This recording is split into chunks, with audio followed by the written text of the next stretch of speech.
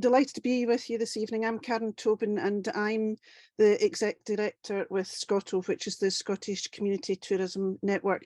I will be talking quite a bit about Scotland as we go through this. I'm aware we've got quite a few people from south of the border, so hopefully there's a lot of relevance to you. But there is a slight emphasis on Scotland, just to explain that in advance. So SCOTO is it's a new network that was set up a year ago, bringing individuals together who are involved with or interested in community-led tourism. And it's all about raising awareness of community-led tourism. There's a lot, we often talk about it being prolific in Scotland, but it's flying under the radar. But also we're very keen to support its development and secure much more local benefits from tourism. So that's really what we're all about. And we're a pan-Scotland, we cover the whole of the country. And one of the big things we are focusing on, as well as being a network, is actually trying to encourage visitors to really slow down and understand the community they're visiting. And, you know, we're using this concept of encouraging visitors to be a temporary local. This is work that we're in the early stages we're doing, but very important about how you can make tourism really work for a community. So just to put community tourism in context, in Scotland, we've got the Scotland Outlook 2030 strategy, which is all about responsible tourism for a sustainable future. And when responsible tourism is talked about, there's 4 key elements to it: low carbon, inclusion, biodiversity and communities. And clearly it's the community element that we are most interested in, but actually it spans the other 3 as well. And also regenerative tourism is becoming more and more used concept, and this idea that tourism has a positive impact in the local community and environment. So there's a lot of things changing in the way tourism is delivered. And for us, community-led tourism is actually about the community being in the driving seat when it comes to tourism. We are very aware in Scotland of many communities who feel that tourism happens to them, and it's not something they necessarily feel in control of or engaged in. And that's really about helping communities become much more engaged and involved. And when we talk about community-led tourism, there's a number of ways that works. This is Loch Ness Hub, where the community took over what was an old Visit Scotland information centre and now deliver that information service. They run the local toilets, they've got bike hire, they sell tickets, they sell local produce. And that's where, really, by doing all these things together, the community is actually at the forefront of giving out information and providing the services and encouraging people to stop and spend longer within their community. We've then got examples like Calendar Hostel. I'm a trustee with the youth project here in Calendar, and we run a hostel because we're a youth project and because we can offer training for young people. So this is where tourism is a means to an end within the community. And this is a lovely example in Angus, where the local community took over the public toilets that were being closed by the local authority. And they actually have got an art gallery within the toilets, where these ladies who are involved have got their own artwork on display in the toilets, and just really turning what is quite a basic human need, human service, into a really quirky part of any visitor experience. And then finally, another example where up in Easter Ross, which is north of Inverness, the communities came together as a group of communities feeling that they weren't necessarily on the tourism map in the way they would like to be, and they've jointly developed this website, but it's led by the communities, which does include the businesses, but as I say, it's got a strong community flavour. So we're seeing community-led tourism as having 2 sides to it. One is this, where the communities actually get involved in the development and management of the destination. So that's as a collective group, including businesses, tourism organisations, community organisations together. And then the other side is where the community are actually delivering a visitor service and experience like the Loch Ness Hub and the Calendar Hostel. And that's really what we want to focus on tonight in relation to the potential uses of churches moving forward, and where the community could actually be heavily involved in that. So the idea of churches and tourism being connected is not a new concept at all. We've got a lot of visitor attractions that are churches. That's Glasgow Cathedral. We've got the Italian Chapel up in Orkney and Iona Abbey. You know, this idea of churches and tourism, there's a very strong relationship already. And equally, a lot of churches already provide a venue for events. This is Paisley Abbey in Scotland here, but also the idea of churches providing the venue for a wedding, how many people travel for a wedding. It is a big part of tourism. So just exploring that side of it, and also ancestral tourism. There's it's quite a big area of tourism in Scotland where people travel to trace their roots, and invariably that involves visiting kirkyards and churches and old records where, you know, weddings, funerals took place. And finally, pilgrim ways. There's a number in Scotland here, the same as south of the border, and it's a way of you know, people travelling where they actually are visiting a number of religious sites, spiritual sites across an area. Some people not doing it for any religious reason at all, just doing it as a really interesting walk, and other people it is very much a pilgrimage for them. So just moving on to tourism, what are we talking about when we say tourism? We're very aware that it can be seen as a dirty word in some areas, especially where over-tourism is being experienced, but we believe it's a force for good if it's properly managed.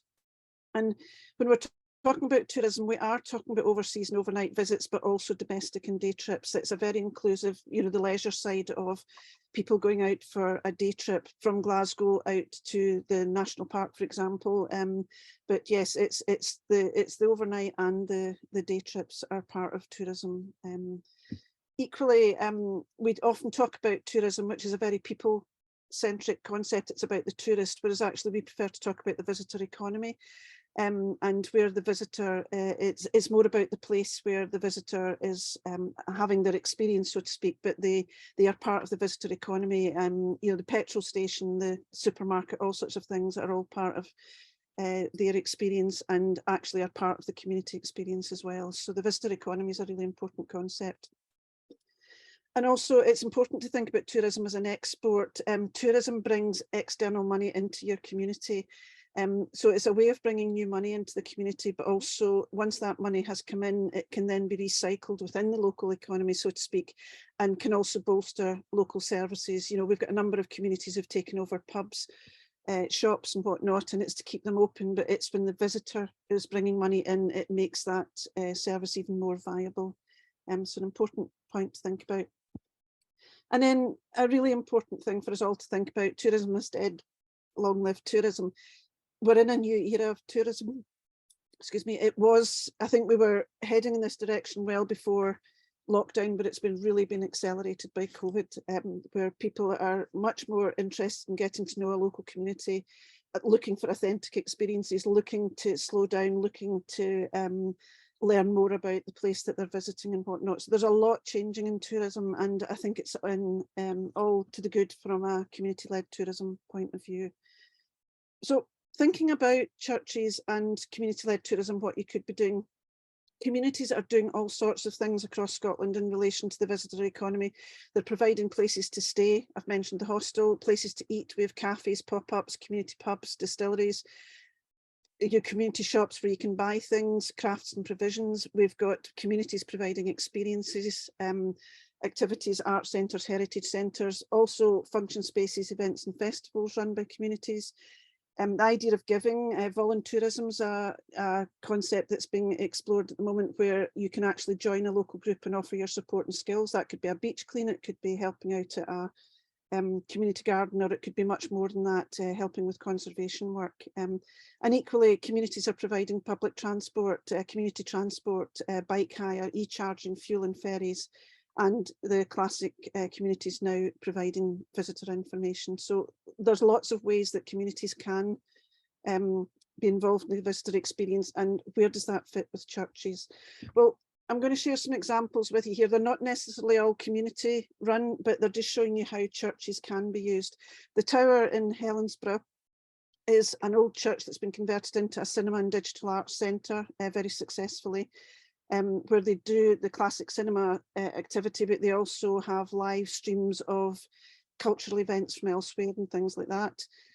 We've got Ullapool Museum, and we've got Siobhan with us this evening, and that's where a church has been converted into a local history museum. Straven, East Kirk, Straven's near where I was brought up, and the East Kirk was actually converted into a 9-bedroom self-catering house. And very upmarket, as you can hopefully see from the photos. We've then got up in Easter Ross, we've got the John Ross Visitor Centre that sits in a church building, and there's also an important library collection there. It sits right next door to the community centre, the community hub, which allows some good economies of scale. Like, the building isn't necessarily manned all the time, but it's right next door to where people can get information, public toilets, etc. We've then got the Glasgow Climbing Centre in a church. I think you can see from the photos, it's a big facility, and it's been running for many years. We've got Cottiers in Glasgow, which is a theatre and wedding venue, very successful as well. It's been running for many years. And also Oranmore on the Byres Road, Glasgow, Great Western Road Junction in the West End of Glasgow as well, which is a bar, restaurant and venue. So just showing you how the buildings themselves can adapt to visitors' uses, but obviously individual buildings offer different opportunities. And then up in Crean-Larach, we've got the Artisan Cafe, which is a cafe in Delhi, just off the A82, the main road up to the West Highlands. So just wanted to share some guiding principles with you to just get you thinking, and also knowing the kind of questions to be asking. So Victoria's shared the Your Church, Your Community, a lot of very good advice in there. So we're just topping that up with some tourism advice. So 5 considerations for you, and I'll go through them one at a time. But the first, tourism, past, present and future. And what we're asking you to think about here is just, where is your community in terms of the history of tourism? Has it been a part of everyday life for many, many decades? Or is it something new that's only recently started to take place? Also, is it declining or growing? And have you been experiencing changes post-COVID? Does your community already offer a visitor-facing service or experience, like the information centre I mentioned, like the hostel? Just what else is already happening that the community is engaged with? And this goes back to Victoria's point about really reaching out and working this through at a community level. I live here in Callander, and just basically to say that tourism has been here for many decades. In fact, it's often talked about the Lady of the Lake, Sir Walter Scott's poem, gave birth to tourism in Scotland, and that was well over 200 years ago. And Callander grew around tourism. You know, there's a long history here. But let me take you down to South Ayrshire. I know we've got Howard with us this evening. Colmanel, tiny little village, rural village near Ballantrae, and fishing was a big part of the tourism offer in Colmanel, you know, going back over the years. And there was a pub with restaurant and rooms, but that's now just a pub, and the fishing has been declining. So just giving you an example here where tourism has definitely been changing in Colmanel.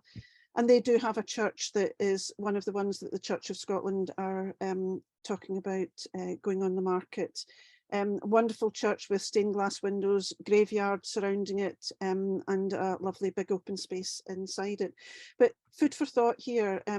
The Colmanel, tiny wee village, as I say, remote in the Stinshire Valley, but it's on the Whithorn Way, which weaves its way down from Glasgow, Paisley down to Whithorn.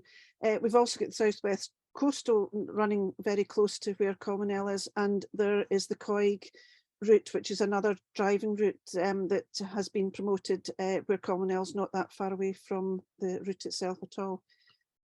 We've also witnessed a lot more camper vans and motorhomes, and a lot more people on their bikes post-COVID. So hopefully you're seeing here there's some resources, and also there's changes in what's happening in tourism close by Colmanel.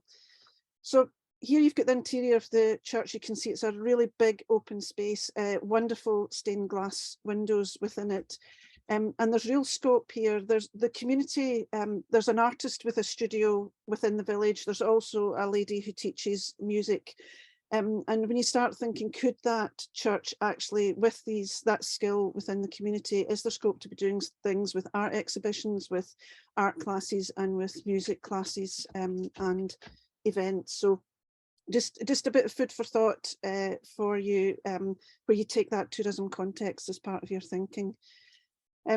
And another thing to think about in Colmanel is the community has already taken over the public toilets. They've already got a stake in the tourism game, so to speak. they also recently made this lovely sculpture telling a local tale about a mermaid. And so, the community is already engaged in delivering tourism activity, which sets a really interesting context of what could this church do, what could it be within the village, and what could be a tourism use that would be relevant. Just to give the other side of that, this is where I was born and brought up. The church where I was christened in and I got married. And it's in South Lanarkshire, it's really a dormitory village, not that far from Glasgow. It's where a lot of people stay, and agriculture is a big part of what's going on around it, but tourism isn't a big part of what's going on. So there has to be a question in this church, is tourism the right kind of use to be thinking about? And within that context, the church hall's at the back of the church and facilitates a lot of community activity, but there's also a village hall in this village, and the council have just put this hall that they own on the market. So this village is about to lose potentially its church and church hall and its village hall. So there's some serious thinking for the community there around how they can make sure that they still have space for their community activities, and is there maybe scope for a little bit of tourism, day trip, event type stuff that would help sustain that rather than it being the main focus. And this is another community where they've done a lot of work, where they've developed their own bowling green, but as you can see, this is much more community focused than tourism focused.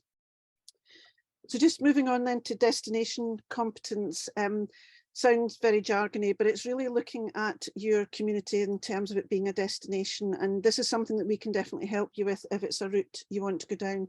But it's where you log all the features and attractions in the local area and review what services are available for visitors and what's missing, and what your digital presence is like, what who's actually active in tourism within your local area in terms of businesses and whatnot, and what welcome do you currently offer visitors. So this is really, as I say, it's almost like doing an audit of what's happening at the moment and who's delivering it, and what are you doing well, and what maybe isn't being done that well and could actually be the reason why you would want to consider a tourism use within the church, if if that's something you are considering. And as I say, this is looking at where people can sleep in your area, where they can eat, what attractions there are, toilets, shopping, footpaths, wildlife, just all sorts of different things that are already happening in your area and how well they're being done and what opportunities that might be flagging. So a community asset audit is also really important. This ties back to Victoria's point about what assets do you already own or manage, and that could be because there is a risk of having several community assets and none of them working to capacity, and is there actually scope to join up some different things? Is there an argument that the church would be a better space and you've got another community asset you should maybe release to make the church more viable because you feel that its heritage value, cultural value within the community is more important than maybe the other building? And as I say, this is just food for thought for you. But that idea of it taking on the church and making it viable may raise questions about other assets that could be shared, disposed of. Just food for thought. And I want to use the example up here in Callander of the Rob Roy Centre. If any of you know Callander, that's St Kesik's Church in the square, and that actually was a visitor information centre and a Rob Roy visitor experience for many, many years, but actually closed. It was shut down by, it's owned by the council, and Visit Scotland, it was basically closed because it ended up being too big a space and wasn't viable to operate. So the Visitor Information Centre moved to a smaller building and then was closed by Visit Scotland, but the community have now opened up a Visitor Information Centre in the old bank that they bought. So the visitor information function is really important, but that church was too big for that purpose. And the sad fact is that the St Kesik's Church is still sitting vacant, and the community have been looking at optional uses for it, scope for the library to be moved there, scope for business units, all sorts of different ideas, but it's such a big building. The only way it's going to be viable is if several uses are looked at together that can jointly make it viable. So just do think about the size of church you're talking about and what uses might come together and work together. And another, just to go back to this point about community assets, that's the building that the youth project run as the hostel. It's got a large function space in it, and the function space is part of the social enterprise that keeps the youth project running. But we've also got the Calendar Kirk, which is the other church that is still active in Calendar, and they've got a hall, and again the hall is used for a lot of things. So it's thinking of, you know, there's a number of community spaces in Calendar, and there's, in some ways you could argue there's too many, and can each of them be viable? And this is just back to what I'm saying about, is there scope to look at all these different uses together to ensure the viability and sustainability of the right ones, and possibly releasing other assets for different uses to ensure that the viability is intact? And I'm saying this in the context, this is our wonderful primary school building. Well, we've just had a decision taken that the primary school is going to move up to the high school campus, and this building is going to soon become surplus. And there's been talk about, could it be an art centre? Could it be this? Could it be that? And it's just kind of, maybe that building is much better for some of the uses we're talking about rather than the church. So as I say, it's just being very candid as a community with what you've got and how they could be working together. Operational options. Could worship and tourism work alongside each other, a dual purpose use?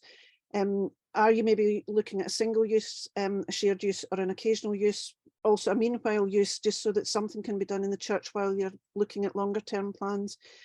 And should it be community run, like we've talked about some of these social enterprises, or is there actually scope for the community to own the church but have a tenancy or franchise arrangement for the actual operation of it?